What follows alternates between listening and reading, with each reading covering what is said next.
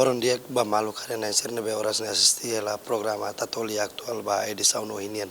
Maluk sira da daune ami ya Palácio Presidencial bairro Pitedili, onde acompanha a cerimônia condecoração medalha Ordem Timor-Leste, o presidente da República ba cidadão internacional na Rua. Cidadão internacional na Rua ne makanesan Sr. Mark Weinstock, hanesan encarregado negócio sira José Embaixada Estados Unidos América e a Timor-Leste, nomo Sr. Bernard Harborn, representante residente Banco Mundial e a Timor-Leste.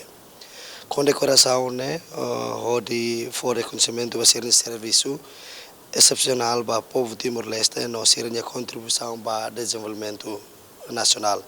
Maluxira de condecoração Ordem Timor-Leste né, baseada no decreto Presidente da República número 53 para Rio Rua Nulo Recém Lima.